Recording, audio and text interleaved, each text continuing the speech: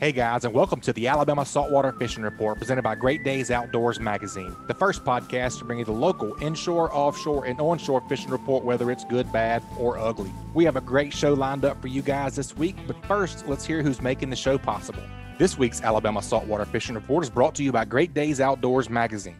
Are you looking for that one-of-a-kind gift for Father's Day? If so, head on over to greatdaysoutdoors.com and check out the best gifts for outdoorsmen 2021. We've curated a bunch of unique gift ideas to help you find an awesome gift for the outdoorsman on your list. Just head over to greatdaysoutdoors.com/bestgifts for outdoorsmen to check it out. And also brought to you by SunSouth. Does quality equipment really make a difference? Well, just climb into that legendary yellow seat on a John Deere from SunSouth and see for yourself. We'll help you get the right tractor with the implements to meet your needs. And SunSouth makes owning a John Deere easy and more affordable than ever during our Summer of Savings event, with 0% financing up to 72 months on select equipment. Do more, save more with John Deere from SunSouth. Equipment for those that do. Some restrictions may apply. See dealer for details. Expires June 30th of 2021. All right, folks, I am your host, Butch Theory. We have a beautiful day here in South Alabama. We have a great Alabama saltwater fishing report lined up as always. Guys, before we get into the report this week, we're going to head on down to the Director of Alabama Marine Resources Division, Scott Bannon. How are we doing today, Mr. Scott? Welcome back to the show. It's been a little while. It has, and so thank you for the opportunity to come and talk about Alabama's favorite saltwater species, red snapper, and I'm pretty willing to talk about any other species that we manage or deal with as well too, because I'm proud of all of them and all the work we get to do here in Alabama. Yes, sir, no doubt. You guys are doing a great job for that first weekend of opening of snapper season, Memorial Day weekend. It was beautiful. Number one, it was the first stretch of a couple of 3 days of weather we've had. I don't even know, in weeks or months. It's been so windy and rough. So I'm sure there was a lot of snapper chase that weekend. And gray triggerfish and amberjack were also harvested that weekend, right? We had the lunar eclipse of fishing. That's we right. had the opportunity to have the trifecta and to land all three species.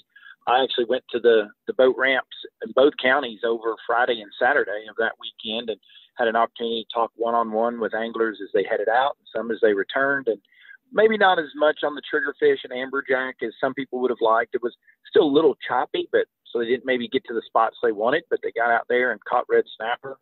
Everybody seemed to be enjoying themselves. The weather, again, had come from all that rainy, terrible weather to an opportunity to get out in the boat.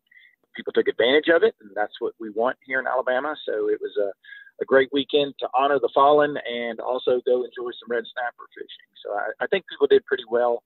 Looking at the data, we're about to finish up compiling the first 2 weekends, and it looks like people took advantage of the good weather.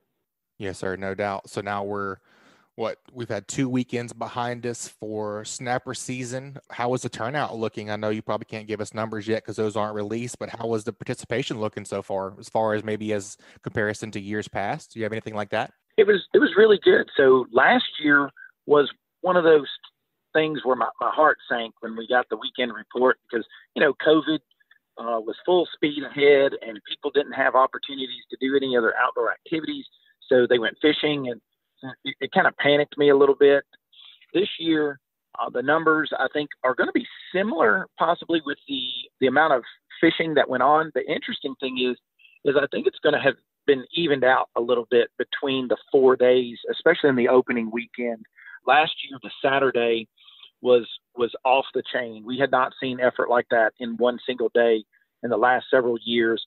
This year, the effort seemed to be spread out a little bit. Friday and Saturday, it looks like the numbers are probably going to be pretty similar for those days. And so when people say, well, I didn't see as many people out there, so, how are our numbers at whatever they come out to be?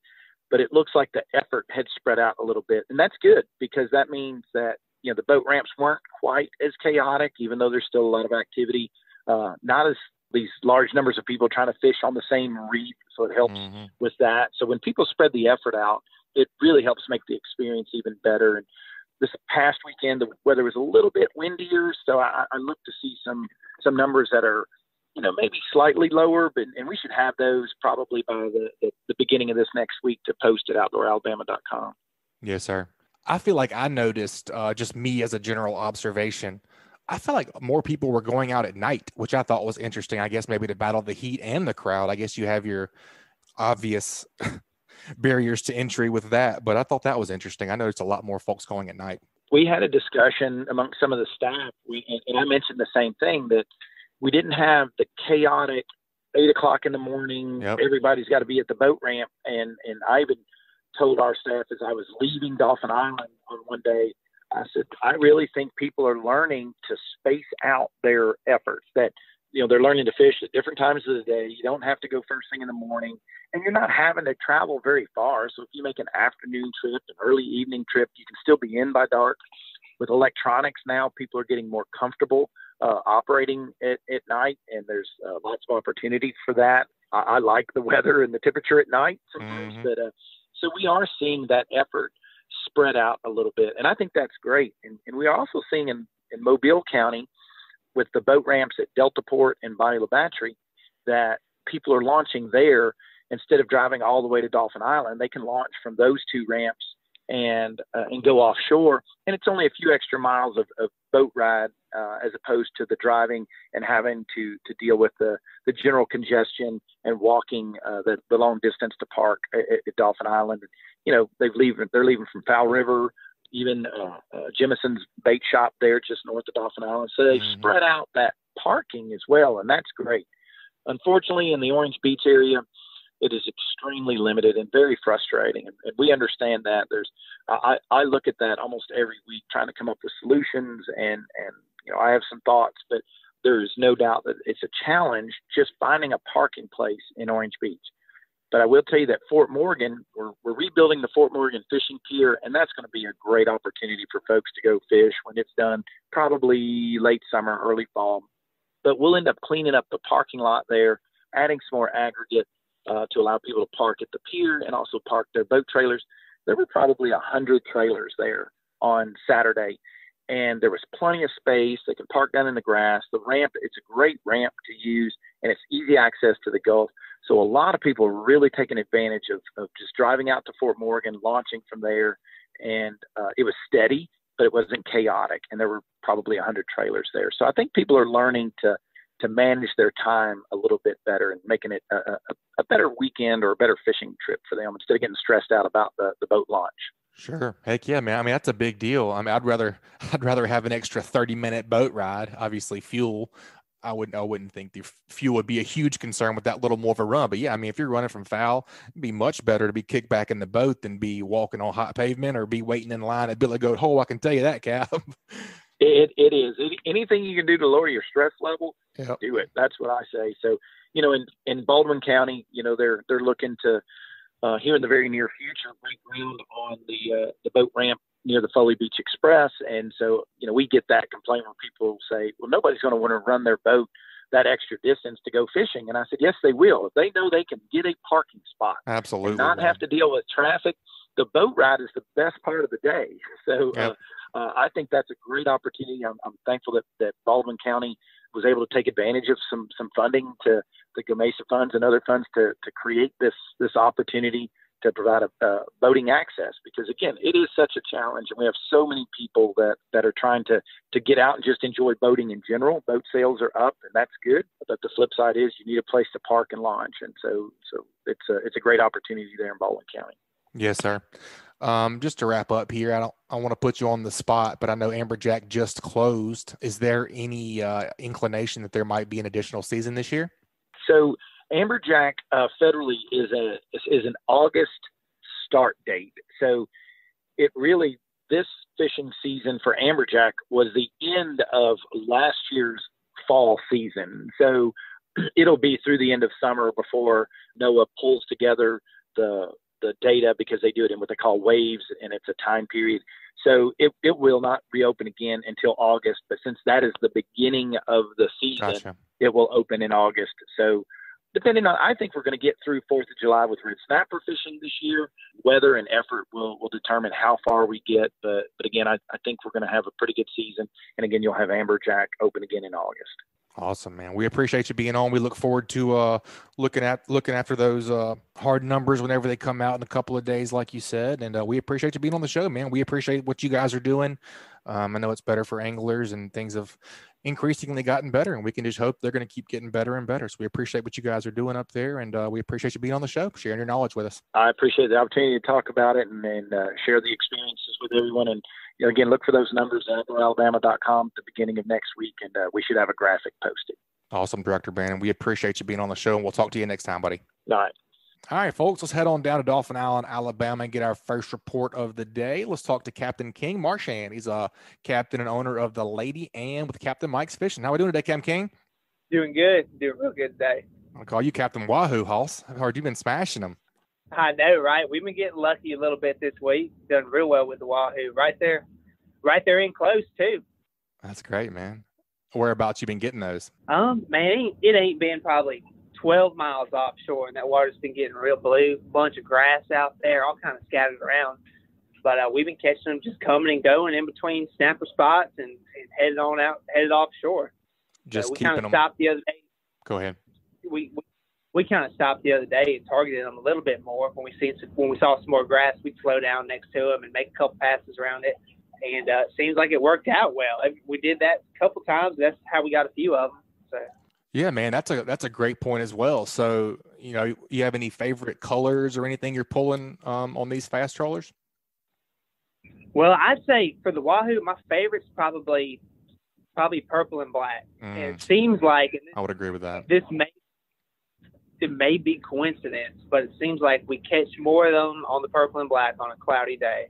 I don't know why that is, and it could be coincidence too. But that's what we've been getting most of them on. Then once the sun comes up a little bit more, it seems like they don't like that purple and black anymore. They want more of a brighter color, like a pink or so. So you really just got to kind of match the hatch.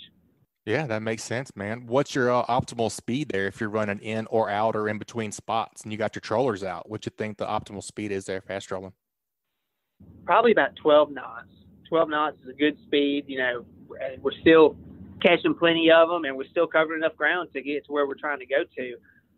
We've caught them, but heck, this week we caught them up to 17 knots, just coming and going. I'd say that's the fastest we've caught them at. And then, when we see a big patch of grass, we'd slow down to 10 or 12 and try to, I guess the key is to really capitalize on what's there. You see some good grass and you see a lot of bait, and we saw some birds working, and we said, well, shoot, let's slow down a little bit and try to let these lures sink a little deeper and stay in there just a little bit longer. And it worked out. Yeah, that's a great point, man. I mean, I've been out there multiple days where a dang wooden pallet will save your whole day. You catch 10 wahoo off that sucker. Oh, man, it'll make the trip for you, for sure. Yeah. Just keeping your eyes open and paying attention to what's going on out there in that Gulf. Yep, you're right about that, buddy. Well, let's talk about snapper and bottom fishing. What you guys been up to? You've been bottom bumping regularly? Yeah, we've done real good with the snappers. A lot of real nice big old snappers. But this week, the sharks have got so bad. Golly, we hit, it was yesterday, we hit 6 or 7 spots, and we got eaten alive every single spot we went to. We probably lost 8 or 9 big sows to it. Man, that's tough. But it was tough. So if we'd have a shark on, we'd let him stay on the line for a minute, hopefully, so we could pick a few more fish off before they all got ganged up and got to him. But I also had a real good grouper trip this week. Went out there probably 45, 50 miles and dropping down on them rocks out there. Found one that was just incredible, man. We dropped down. I think we caught a dozen grouper off of it in about an hour, or a dozen scamps off of it. Dang. It was just really good fishing, good conditions, no wind, no current. You could just kind of slowly work the edges of that rock the whole time. On your machine, whenever you're kind of cruising that natural bottom and looking for, what you would say is fish down there, what are you looking for on your machine actually? Well, in that deep of water, and I know everybody's machine may be a little bit different. Sure, that's true. I put it on 200 kilohertz, and in that deep of water, you're really looking for some fuzz. Mm-hmm. It's not like when you pull up through a snapper spot at 100 foot and you see big V's coming all the way up to the boat. You're not going to see that out in that deep water. You're going to see maybe a rock or maybe the bottom come up a little bit, and then you're going to see some fuzz right on top of it. And it doesn't have to be much. It can be just a little tiny bit. Just seeing that little bit, it'll be covered in beeliners and white snappers and scamps, and it'll really surprise you on what you catch. So I'd say if you're driving out there and you see something that just looks different, it'd be a good idea to stop on it and give it a try. It doesn't have to be the big giant rock that stands up 100 foot and that you're fishing on. Just something real small always just worked out better for us. Yep, that makes a lot of sense, man. With those scamp, you guys hone in on anything in particular that was successful, like live bait or just right place, right time? I'd say it was pretty much just live bait. Yeah, we also, while we're scamp fishing, we're fishing for beeliners and white snappers too, and we occasionally catch them on the bottom rigs with some squid on it. Pretty much live bait, anything you can get your hands on. We've been using croakers and crazy fish is what we call them. I think it's actually called a bumper fish or something. Mm-hmm. But just really any old live baits has been working well for us. Nice, and then man. cigar minnows are the best. Sometimes you can't always get your hands on them. Yeah, no doubt. Any of those rigs south of the island had any bait on them, like you could catch with sabikis, or they've been kind of scattered out? It's been so scattered out. We was going out 2 days ago, and we saw, it next to them ships out there, just in open water. It was big schools of sardines and threadfin herring. Just as far as you could see. So we sat there and we caught, a couple dozen of them, 3-4 dozen of them to go snapper fishing with. And then on the way back in, there was nothing. Didn't mark no bait on the fish finder. It was like, I don't know where they went to. It was just completely dead. But I guess it just goes to show you, when you see something, you got to get it while it's there. You Catch them, yeah. Can't always count on it being there next time, whether that's fish or wahoo or bait or whatever the case is. No doubt, man. Well, that's a great report, man. Glad to hear the snappers have been biting. We had Captain Kendall from the Gulf Rebel on last week, and have you had any trouble like finding your spots and around that 100 foot or less mark? Mark from Sally. Yeah, we have. We've had, I'd say, anywhere from about the first 12 to 13, 14 miles out. We've been missing a lot of places, and there's been some places that have gotten moved, and the snapper fishing in close has not been as good as what it has been in the past. Not at all. Yeah, and part of that's because probably just artificial reefs moving all around and all. I don't know if it's moving. Even some of the same reefs that we were doing real good on the years prior, just there hadn't been the fish there. And we've had all the right bait, using fluorocarbon and light line, small hooks, and they're just not there. I don't know what's happened to them, if they're getting fished out or. So I was about to say, I bet they've been hit pretty hard the last couple of weeks. I guarantee it. Yeah, for sure. Well, just bounce around and get a little further offshore to catch those snapper, it sounds like. Yeah, that's what we've been having to do and had good luck with it. Good, man. Well, that's a great report. We can't let you go without getting that offshore tip. What you think for a tip this week, Cap? For this week, I'd say you got to keep your lures clean. When you're trolling around and you're in that grass and even some scattered grasses, it's easy to get lackadaisical and just keep on trolling. But the key to catching these fish, I believe, is making sure you get all that grass off your line. Always check them every 10, 15 minutes, even if you're not sure. Just check them, reel them up, make sure there's no grass on them, and set them back out. Because if you have a small little piece of it, then you're just not going to catch them. I hadn't seen very many, bait fish in that 10 to 12 inch range that have any grass on their nose very much. So I agree with that. Yeah. Well, Good deal, man. If folks want to get up with you and book a charter, what's the best way to get in contact with you? They can call the number 861-5302, or heck, they can go online to Capt Mike online and check out the website. It's got all the available bookings on there, and it's simple and easy to do it just like that. Awesome, buddy. You guys heading out for an overnight trip tomorrow, you said? Yeah, tomorrow morning we'll be leaving out here about 6 o'clock in the morning, head south. Good deal, man. We all be careful, and we'll be looking for that report. Hope you guys get some tuna.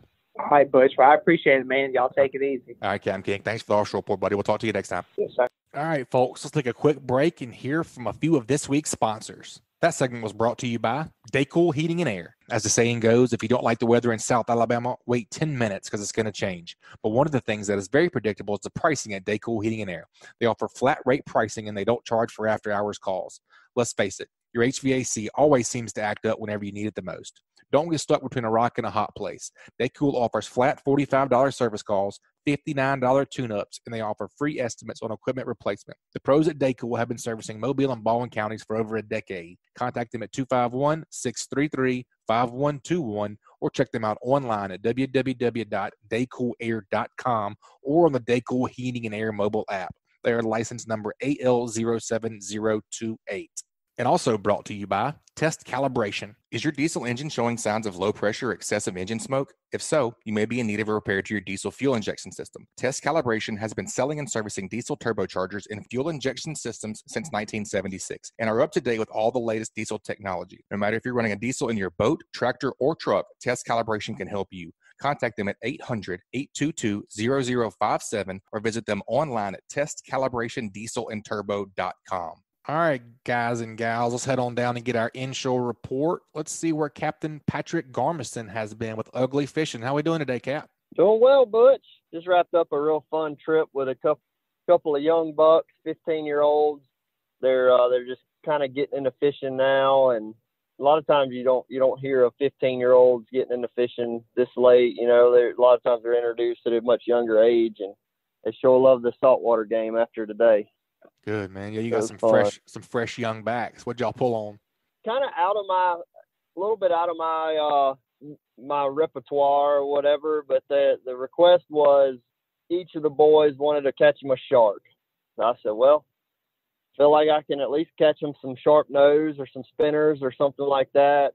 We went out and hit Dixie Bar, took a bunch of pogies out there and made a long drift, and we didn't even get a bluefish not a single bite on a pogie, which was pretty odd to me, but it was a little bumpy. And the gentleman that had booked a trip for the boys, he wasn't feeling the swell, so he asked if we could go in the bay and do something. And so we eased in the bay and got on the rigs and did a little chumming and dropping some pogies down. And man, they caught like about an 80-pound stingray. They caught a pile of those sharp-nosed sharks, caught some bonnet heads. Nice. Black drum. I mean, they extremely active, and rods bent over for basically the entire time we sat there. There was a little bit of a lull right when the tide was making a change.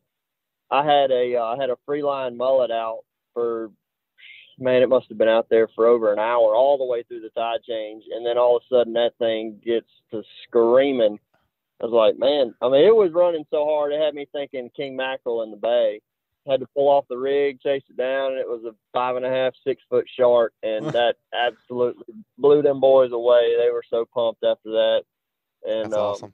It's really exciting to have guys or girls on the boat that don't get to experience what we have around here, or even in the saltwater world at all, and just really embrace and appreciate everything. And one of the boys, the one that caught that big stingray, he was so pumped about it. He must have said something about his stingray about 8 times when he was getting off the boat. So that's awesome. You got them boys hooked for life. Yeah, and those are good change of pace trips for me, because a lot of times I've got guys that are really wanting to catch trout or redfish, or if we're going in the Gulf, red snapper or something like that, where we got kind of a target. And those are fun as well, because I got to use my brain and got to think everything through and try to pattern these fish and sharks and jacks and that sort of thing. It's a lot more of a novice type thing, where doesn't take a whole lot of skill. It's just more have the right equipment and get yourself around some bait, get yourself around some structure, and you should be able to catch some fish regardless of what the species is. Yeah, just a little change of pace. That's always good, man. You got to break it up every now and again, and it's even a bonus if you got a customer that does that for you. That's right. Well, what else, man? Yeah, let's talk speckled trout and redfish. Man, I've been hot on the speckled trout. It's been a really good week. Probably actually longer than that. I mean, it seems like everywhere I've been, from the Causeway all the way to the Gulf. I listened to the podcast last week, and Richard made the comment, man, just pick out your favorite speckled trout spot, and there should be trout there. And there's a whole lot of truth to that. There's areas where you may go in there and only catch 1 or 2 or 3 or something like that, but there's a lot of areas where 1 or 2 guys can go get set up and probably, if they're keeping some fish, probably catch their limit of trout in a pretty short period of time. And the fun thing for me, kind of taking something so a lot of people look as a obstacle of something that's kind of hindering what what your plan is for the fishing trip. This time of year, I am like, if I don't have shrimp in the boat, when I leave the dock, like I'm nervous on how I'm going to catch fish. Well, getting shrimp the last couple of weeks hasn't been the easiest thing to do. I mean, just with the limited amount of bait shops and whatnot. So I've been actually leaving the dock most days without shrimp and just going exclusively artificial bait, artificial shrimp, under popping corks, and then the slick lure has been just an absolute money machine, man. I mean, I've got guys that have never thrown it before, coaching them through it, and I mean, they're having an absolute blast catching some really nice quality speckled trout and some redfish on the slick, and that's been like from in the same areas that I mentioned earlier, from the causeway all the way down to the Gulf.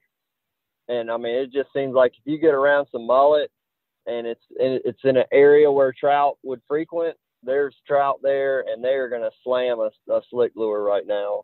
It's been so much fun. Anybody that's been following my Instagram or Facebook pages has probably seen a new face on there about every day with a nice quality trout or redfish with a slick lure hanging out of its mouth. And man, it's crazy. You know, that this type of lure is something that in the past I kind of backed off of. I would get more into, I would maybe throw some top water early in the morning, and then, you know, if I had to throw artificial bait, I was usually going with a shrimp imitation, and the slick's really paying off big dividends for me lately. For sure, man. Yeah, me too. I had a buddy, he's coming down, or he did come down from Atlanta area. He came over the other night. He's more of an offshore guy. He likes his snapper and stuff, but he was going to go just kind of fish some stuff around the island. So I gave him about 10 different colored slicks to try, and I think he was going to go try it today and tomorrow. So I'll be interested to hear his success with my with my technique school and my colors of slick lure choices. So we'll see how that goes. I'll be on the report next week, I guess. Yeah, well, that'll be good. We've been doing really well on tiger bait and cold night, cool beans, Bayou Blues. Yep, I gave him some of those. Those have been like our 4 go-to colors. But I was really surprised. Yesterday we found a school of fish that were reacting real well to top water, and then I started throwing a slick in the cool beans color a little bit, and I picked up a fish here or there, and one of the guys switched over to that with me, throwing the Bayou Blues, and his lure tore up, and I looked through my bags, and I couldn't find another Bayou Blues anywhere in my entire boat. So I was like, well, here, try the tiger bait. I was a little hesitant because the water was pretty doggone clear, and I was worried that throwing that extra chartreuse in there was going to maybe slow the bite down, but it did nothing but pick it up. I mean, he started out catching me or just getting more bites than I was. So I backed off and got all the guys throwing those tiger bait and cold night, and both of them seem to work equally as well. So yeah, those 4 colors have been money for me lately. Good deal. So you mentioned looking for mullet. You're keying in on mullet schools right now. What else, man? You guys finding any of those bird flocks giving away schools of fish, or mouths of tributaries? Anything in particular that you guys are keying in on other than mullet schools? The last couple of days we found some where there were some creeks and some, I mean, even just these little tiny draws, just a little stream pulling off. We've really slowed down, and we're working some shoreline and started catching a lot of fish in one area. And I started really looking around on the shoreline to kind of pick out some landmarks, because it was in an area I'd never fished before. And lo and behold, man, there was a little creek probably about 10 feet wide, and those fish were right there, not necessarily in the mouth of it, but at the mouth of it. And then we've been finding them around a lot of docks and dock pilings and stuff like that. But really, anywhere that I was wanting to fish, and I just would kind of look for where the biggest concentration of mullet were jumping. Even the big ones seem to be pretty close to where the trout were going to be. Now, some of the shallower water areas where we're working shorelines and all, a lot of those mullet are actually smaller, like the actual mullet that the trout and redfish are feeding on. And those a lot of times will give themselves away because they're going to shower when a trout or redfish is actually feeding on that school. And that's I mean, that's an absolute dead giveaway when you see that kind of action. But we've seen a lot of, I mean, there's been a lot of clues giving us the fish this week. I mean, from the mullet, and then the fish are putting slicks up really, really well. Just about everywhere we're catching fish, I mean, there's slicks popping up. So just be real observant. Yeah, I mean, this is a time when, you know, it does pay to maybe slow down just a little bit and be observant. And you may start fishing somewhere where you've never fished before only because of the sign, and it pay off for you. That's awesome, man. That makes fishing easy whenever the fish are giving themselves away. I like that kind of fishing. Yeah, it's not always that easy for sure. No doubt.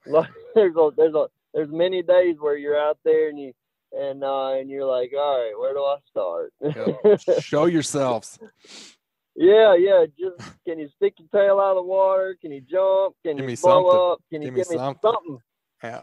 Yeah. But right now it seems like they're willing to give us something pretty good. Water temps are just barely in the 80s.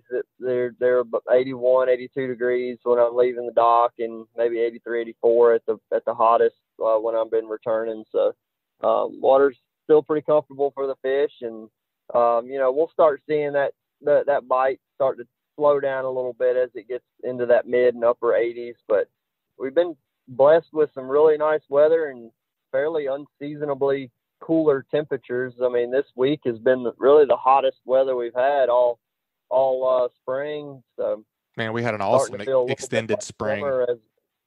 Yeah, it's been incredible. Yep, definitely feeling like summer over here for sure. All right, man, you got the Hey Cap question this week. I believe it's one of your customers, Mr. George Cancel. Yes, sir.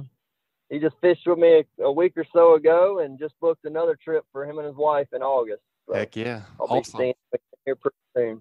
Good, man. Well, he says, I generally fish offshore during the summer and never pass up an opportunity to check floating debris for triple tail. Last year, I came up on 2 triple tail, but had nothing on the boat to throw at them. What should I keep on hand to try to catch a triple tail since I would not have live shrimp with me? What you think? Man, I have a perfect example of that actually led me to my personal best triple tail. I had a charter out of Fort Morgan. I don't know. For those of you who don't know, a lot of times I'll launch in Weeks Bay, and then I'll just run the boat down to Fort Morgan, pick my customers up, we'll fish, drop them back off there, and then I got a nice little boat ride back.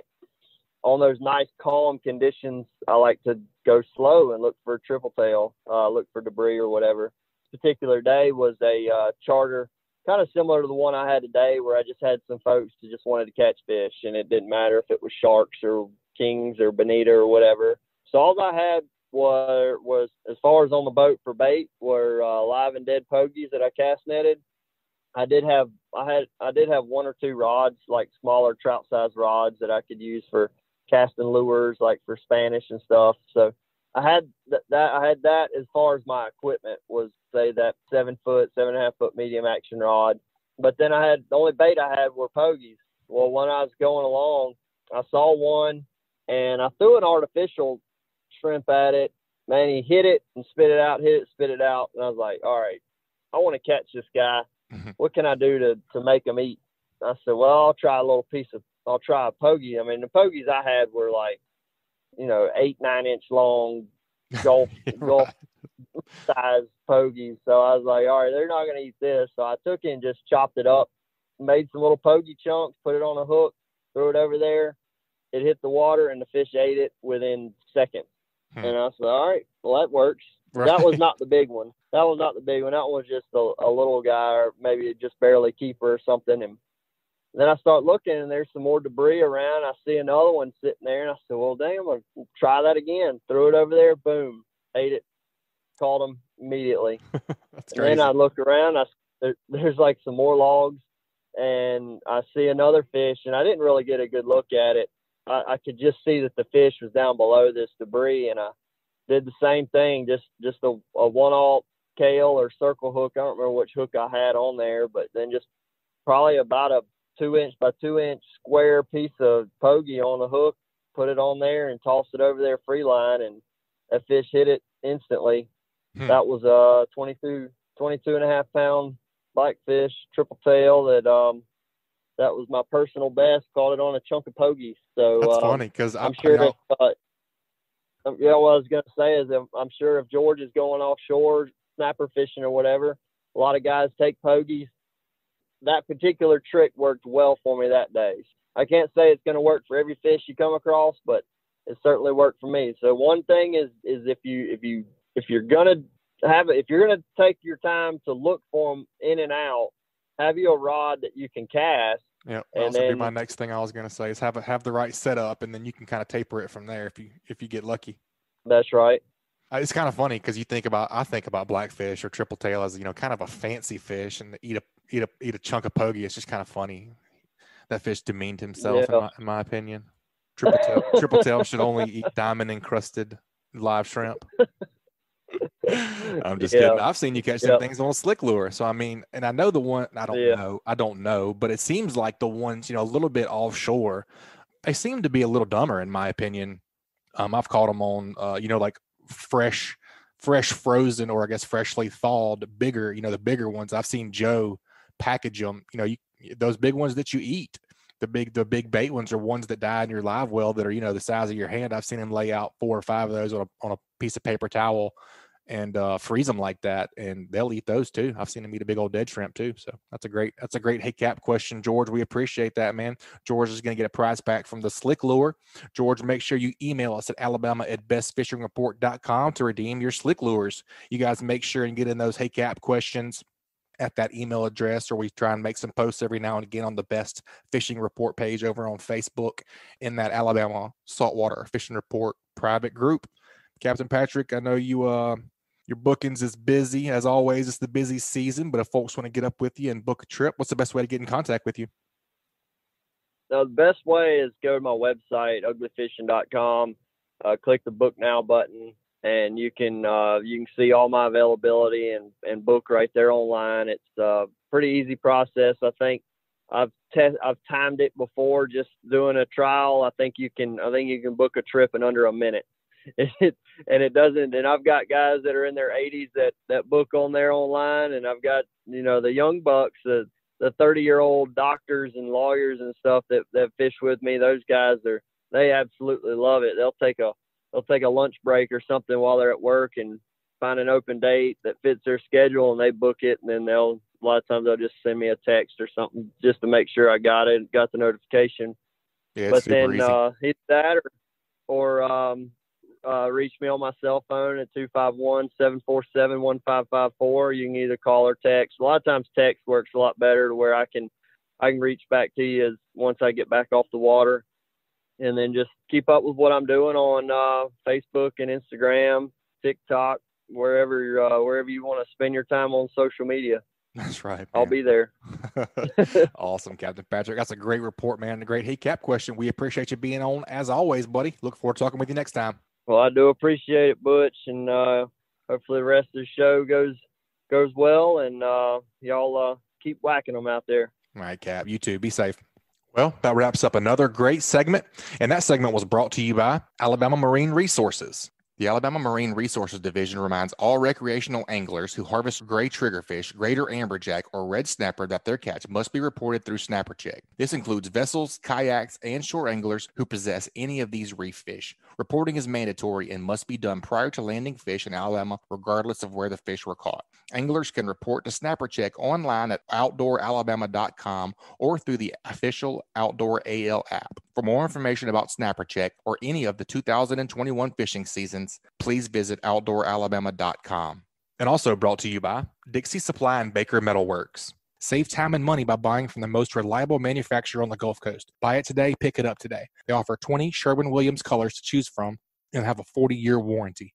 Baker Metal and Dixie Supply, 2 names, same great service. With the addition of their new store in Cantonment, Florida, they now have 8 locations to serve you. Dixie Supply and Baker Metal Works, your metal roofing headquarters. All right, folks, last but certainly not least, let's head on down to the pier surf fishing realm. Let's see what Mr. David Thornton's doing, the Pier Pounder. How are we doing, Mr. David? Welcome back to the show. Hey, Butch. Good to hear from you. Yeah, Yes, it's just trying to stay cool like everybody else. I think it's already summertime. I know it. Well, you say already, but we had a nice long extended spring, man. I mean, it was really quite mild for May. Was pretty awesome. So it's definitely here, and it's hard to whine about it, but I'm still probably going to whine about it because it's hot. Yeah, we better get used to it too. I mean, climatologically, summer doesn't start until after Father's Day later this month. So, right. We're still in spring. Yeah. But and one thing to think about is the water temperature has been offshore, or at least near shore, has been slow to come up. It's been tweaking around 80 degrees for the past week or so, and it really hadn't committed to that fully summerish 80 plus like we get into at the end of June and from there on, through the summer. So there's, still some cool spots, cooler areas to take advantage of. And that may have the cooler water, or not as hot as it often is in June, can have some ramifications as far as, the type of fishing and what's available, how to go about it and stuff like that. Mm-hmm. Yeah, Patrick was singing the same tune about, the water temperature staying pretty low for now. So that's a good thing. The bite's staying pretty strong. It really hadn't slacked off yet, and they've been catching them, those trout well on into the day. So soak that up as much as you can. Absolutely. Yeah. It's really seems like it's helped the morning bite. The afternoon bites, which usually this time of year are kicking pretty good. I haven't experienced a whole lot and hadn't heard a whole lot about it. It's been mostly morning, especially like at the pier. The afternoons have been a lot slower. And, one thing for listeners to remember is typical summer tides is to have a high tide around midday and then a falling tide in the afternoon. And when you get in the middle of the fortnight where you have those really strong tides, you can have about 2 feet difference on the beach between the high and low water. And that makes a big difference. Some of those troughs and holes close to the beach may hold fish in the morning, and you come back in the afternoon and there's nothing there but maybe bait fish or mullet. And that's because the water may be, 1.5 feet or so shallower than it was in the morning. And that makes a big difference too. Plus the sun, beating on that water may warm it up a bit. Certainly it has the scenario has fueled this algae bloom along the beach that is referred to as June grass over in the Florida Panhandle. And, every few years we'll have an incursion here in Alabama waters. And I've even heard about people, having issues with it at Dauphin Island. Yep. Usually it stays, if the water's calm, it'll usually settle and stay in the main trough between the beach and the longshore sandbar. So most of this grass stays in a dense mat about 50 or so yards off the beach out to that sandbar that's about 100 yards out. So if it's restricted in that area and you don't have a lot of wind, you can get away with some things, fishing around the edges of it with set rigs, or throwing top waters. You're usually okay. And even some sinking rigs, spoons and things like that, suspending twitch baits, mirrodines and mirror lures, stuff like that, usually working okay as long as there's not a whole lot of wind. When the wind kicks up, that stuff kind of gets suspended in the water, all up and down the water column, and it can really make a mess in a hurry. You get that green slime on your line and hooks and lures and everything else. Yep. And then there's also been pretty much seeing that. That's the key word and buzzword that I've pretty much been seeing all over the interweb, from Destin all the way to Dauphin Island. Like you said, I think it's kind of infiltrated our area, and people are pretty much every group that I'm a part of. I've been seeing it. Y'all having the June grass over there? What about over there? What about over there? Kind of working their way all the way down to Dauphin Island, But it can be really spotty. You get on these shallower points that come off the beach, sandbar points that maybe extend out, like in Orange Beach in places, they extend out 30, 40 yards beyond, if you drew a straight line, these would extend further out and certainly wadeable. And all along the edges of those in the morning, when there's not a whole lot of wind, and or at least it's less wind usually, it can be quite fishable. But then later in the day, as the wind kicks up, maybe the waves come up with the tide, and it can stir that up and cause a lot more problems. And maybe that's another reason that fishermen have been talking about having more success in the morning in conjunction with the rising tide and the lighter winds that typically we have experienced. Another thing too is the cloud cover. You know, we've had an extended period now that we've gotten out of that drought of, you know, onshore flow and morning thunder showers and stuff like that. So there's more cloud cover with thunder showers. Also, there's, you know, the bad side of that is after a week or so of onshore winds, we start getting sargassum grass come in too. So that is an issue for floating lures and fishing on top, even in the morning. Everything. Because the higher tide will break some of that, float some of that sargassum back off the beach, and it'll get back out in the surf zone, and the waves are kind of churning it up. And some of it is on top and some of it is suspended. And I know about a week ago, I had just a terrible problem at Dauphin Island on the Gulf side with the sargassum. You know, you couldn't find hardly a space open enough to throw a spoon. I was finally able to catch one Spanish mackerel and probably about 100 pounds of sargassum grass. and that was a bit too much of a ratio. And so I gave up, and I fished the backside, you know, and just throwing a miradine, hoping to get lucky, and actually did. Caught a nice 3-pound flounder, you know, with a miradine. So, you know, it does pay to have an alternative location or alternative. If you get grassed out on the beach, try the back bay. It's been bad because even places like Perdido Pass have been at times hardly fishable at all. If a lot of guys are complaining they can't mackerel fish because of all the June grass getting pushed up into the pass on these strong tides. And even at the pier, because we're dealing with the abbreviated pier, and a lot of times the June grass gets stirred up halfway out to the sandbar. So that's taken away, you know, a third of the productive water that has been producing at the pier. So it makes like fishing for trout pretty difficult, if not impossible, and whiting and things like that. Now, if you can find a clear spot, at times it'll come together.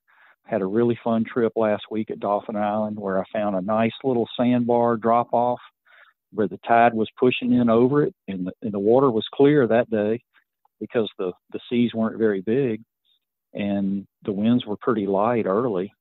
And with the incoming tide pushing over that bar, I had some slot reds and some puppy drum and just a ton of whiting. Nice. And just probably caught 50, 60 fish. Wow, just using awesome. Pieces of shrimp. Yeah, you know, on light tackle. It was fairly close to shore. I could reach with my light tackle and just zero in on that bite. No doubt. And, that's a nice setup. Yeah, it was really a fun day, and that type of thing really, you know, that sparks you up. And the same day, a buddy of mine went down to the West End and was plugging for trout and caught 7 or 8 specks and a flounder. So he had 7 or 8 good fish. Real good day. Well, let's talk about Saturday a little bit. I know you guys had a fun event Saturday. Just kind of tell us a little bit about it. Okay, yeah, the Gulf State Park hosted a kids free surf fishing clinic at the Gulf State Park Pavilion this past Saturday. It's like you guys and caught a bunch of fish. We really did. It was fun. They caught a good variety. We were fortunate that the grass gave us a break. The seas dropped off overnight because the winds died down, and the waves were only about a foot. And the calm conditions let the June grass settle down, and we could see how far out we could cast without getting into the June grass. So we just concentrated on that stretch about 30 to 50 yards from shore and putting pieces of shrimp and fish bites on the bottom and the kids were just having a ball. They had some Zepco 404s or 202s and some spinning combos that had been donated to the park by IGFA for some kind of international kids fishing day or something like that. That's cool. And they had given these to the park, and they loaned them out to the kids for the day, and we were showing them how to use them. And we had donations, from a local vendor down there, Salty McCrory, gave us some pompano rigs that we were using, and also Fishbites chipped in. The state park had shrimp that we, were using, and they had squid too. I don't think anybody took up on the squid, but maybe that's what they caught the stingrays on or something like that. Yeah. But they practically every kid that we had about at least 30 kids out there, and practically all of them caught fish. That's some awesome. of them their best fish, their first saltwater fish, and some of them their personal best, biggest fish they'd ever caught. It was some ladyfish mixed in, blue runners, like I mentioned, stingrays. Some That's a good day. remoras. Oh yeah, it was a typical mixed bag that you would expect in late spring, and it was just a blessed day for the kids and even the mentors. We had total of about 10 volunteers that helped with the kids, and they would take 2 or 3 kids or a group and work with them and show them how to bait up and where to cast and how to unhook the fish and how to rig up and things like that.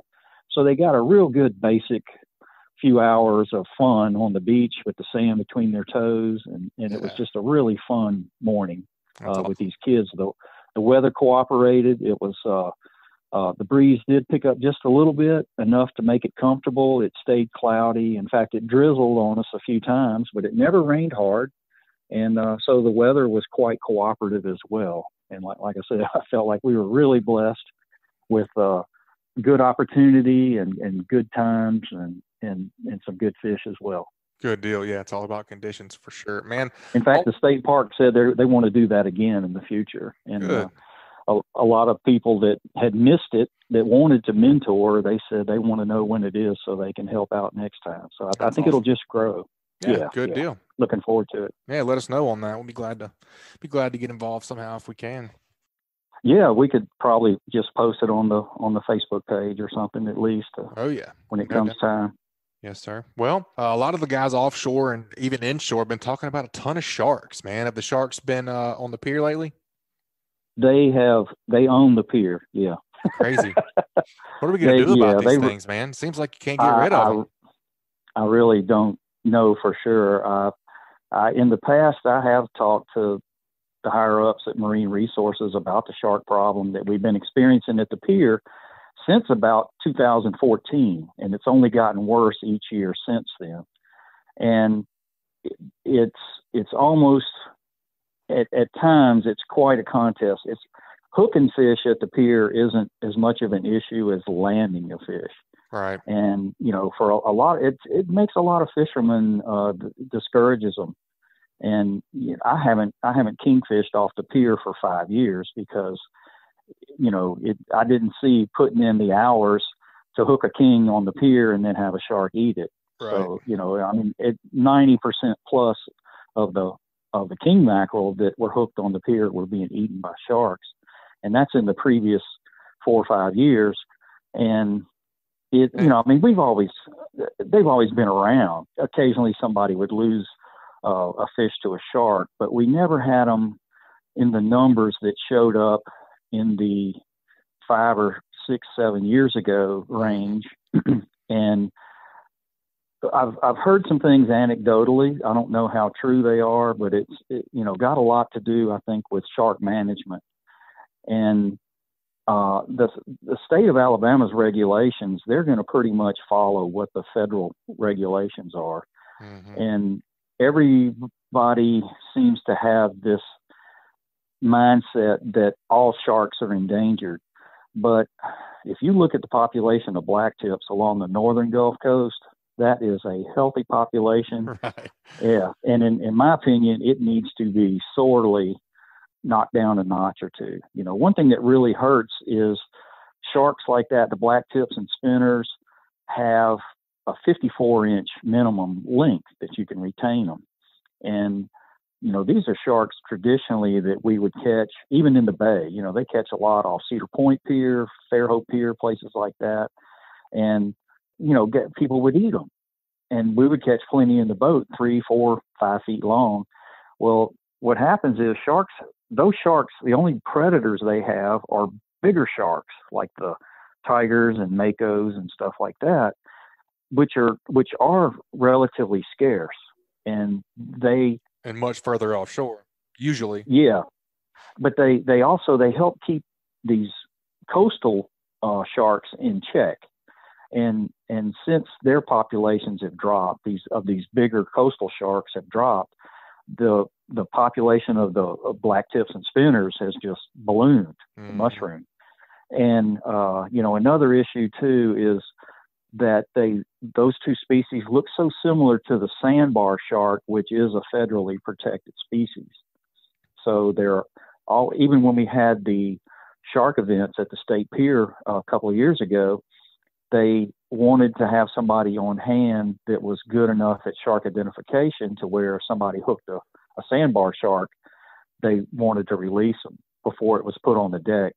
You may remember some years ago when they still brought sharks into the Alabama Deep-Sea Fishing Rodeo. Oh, yeah. A fisherman brought in some sandbar sharks, and there was a big stink about deal. that. Yeah, I remember. Yeah, and that's probably one reason that they don't have sharks as a kill category, in the Deep-Sea Fishing Rodeo. Yep. So the fishermen have to be careful. It's forced me as a fisherman to be better in my shark identification. It's something that I always, but you got to get a pretty good look at them because several of these shark species look so similar. They do, man. And I've seen a lot of fish and a lot of sharks, and they all run together for me. I've just kind of, as a general, I just don't keep them because I don't want to get a close enough look at them to tell a difference most of the time, honestly. They're hard. They're hard to handle too. Yeah. And that's another reason I think more fishermen don't retain them, even though they're good eating. And of course, there's the issue of them being top predators and all that. But it seems like if they could lower the minimum size, then those would be fish that would be less inclined to have high mercury content that people would be concerned about, and they'd also be easier to handle. Right. Yeah. Sure. It's a big difference handling a 3 or 4 foot shark than it is a 6 or 7. Absolutely, without a doubt.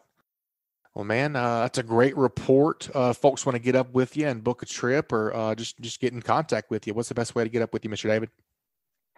They can check me out if they go to pierpounder.com. It'll direct them to my Facebook page, and it's got my contact information. My email address is pierpounder.com. pierpounder@gmail.com. And my phone number is 251-458-2775. Awesome, buddy. We appreciate the report, and we look forward to hearing from you next time, Mr. David. All right. Always good to hear from you, bud. Yes, sir. Thank you, buddy. Take care. All right, guys. That wraps up another great segment. Let's take a quick break, and y'all check out some of our great sponsors. That segment was brought to you by Sam's Stop and Shop. Sam's Stop and Shop is your one-stop shop located at 27122 Canal Road in Orange Beach, Alabama. Sam's has a little bit of everything, including a deli, inshore, offshore, and surf fishing tackle. They also have bait, clothing, groceries, name brand sunglasses, and so much more. Sam's also has tackle experts and podcast contributors Chris Veche and Dusty Hayes on hand to answer any questions you may have about any type of local fishing and can also repair your rods and reels if necessary. Stop by and shop or call them at 251-981-4245 today. And also brought to you by Bucks Island Marine. Bucks Island. They have new pontoon boats, bass boats, bow riders, and aluminum boats for sale. They provide boat service on all kinds of boats, even if they weren't purchased from Bucks. Visit them at 4500 Highway 77 in Southside, Alabama, or give them a call at 256-442-2588. All right, folks, we got to wrap it up with what did you learn? I believe that what I found most interesting this week was talking to Mr. David about the tides, and it always, I know we've talked about it on here before, but for folks that didn't hear it before, Mr. David blew our minds a little while back about just things that us offshore guys and inshore guys that don't sit on the beach and fish a decent amount don't think about. The tides. I mean, you got a high tide in the middle of the day. Actually, I definitely learned that. Mr. David said that primarily during the summer, the high tide is, around midday-ish. So that's always a good staple to look at whenever you're going fishing, when that's going to be. So if we got that around noon and you're on the beach, it's going to be totally different around noon than it is whenever the water is 1.5 feet or 2 foot lower. Those troughs and the bars and the cuts and everything like that you're fishing is going to be totally different at low tide than it is at high tide. I definitely learned that. As well as Captain Patric was talking about, just kind of be very aware of your surroundings right now. I know we talk about that a lot on here, but he's talking about that the fish are really showing themselves right now as far as making slicks and things like that go. And that's a big help whenever you can see the fish that you're trying to catch. All right, guys, that wraps up another segment. Y'all take a minute to check some fishing tournaments out near you. For Alabama saltwater anglers, y'all check out app.fishingchaos.com/tournament to find out about more tournaments near you, info, and full tournament details, including ticket purchases for these tournaments. And also brought to you by Intercoastal Safaris. So you're at the beach and fishing isn't quite your thing. That's fine. You can head 1 hour north to Panama City Beach and shoot some pigs. They have night vision and all you can shoot ammo. And yep, they are shooting ARs. There's no trophy fees and no bag limits. They're shooting pigs with AR-15s and night vision 1 hour north of Panama City Beach, Florida. To join them, go to intercoastalsafaris.com. That's intercoastalsafaris.com. All right, folks, that's going to wrap it up this week. You guys, please subscribe, rate, and review wherever you listen to podcasts. If you'd like us to email you the podcast, just text the word fishing to 314-665-1767. Again, just text the word fishing to 314-665-1767. Subscribe to the email list, and we'll send you the new show each week. You guys keep whacking them. We'll talk to y'all next week. This week's Alabama Saltwater Fishing Report was brought to you by KillerDock. KillerDock uses marine-grade aluminum to make fabulous fish cleaning tables and stunning canopies that will keep us out of the sun. KillerDock combines durability, function, and design to uniquely upgrade your entire dock experience. Visit KillerDock.com to see more. And also brought to you by Photonus Defense PD Pro Ultralight Ultra Compact Night Vision Systems. Simply the best in-class night vision systems ever built. Contact them at photonusdefense.com to learn more. Photonus Defense, Masters of Darkness. And also Fishbites. Check out the full line of scented saltwater and freshwater baits as well as tackle at fishbites.com. Also brought to you by Coastal Conservation Association of Alabama. Check them out at ccaalabama.org. This week's Saltwater Fishing Report is brought to you by Angelo Depaola, the Coastal Connection with EXP Realty, your boating and beach property specialist. Check me out on Facebook at Angelo Depaola Realtor, the Coastal Connection, or call me direct at 850-287-3440. And also brought to you by the Flora Bama Fishing Rodeo, the annual fishing tournament held at Flora Bama Old River Grill. The fishing rodeo focuses on bringing families together for a fun weekend of fishing on the Gulf Coast. This event is June 11th and 12th, 2021. And also brought to you by B&M Pole Company. B&M Pole Company is more than just panfish. Check out their Sam's Super Salt series designed for shallow water fishing for trout and redfish at bnmpoles.com. And also brought to you by Foster Contracting, Fortified Roofing Pros. Enjoy less stress knowing you have reduced your risk for damage with Foster Contracting. Check them out at fortifiedroofingpros.com or call them at 251-447-2978. And also brought to you by Hilton's Offshore Charts, bringing you the highest quality online satellite fishing chart since 2004. Your source for sea temps, altimetry, currents, and watercolor at hiltonsoffshore.com.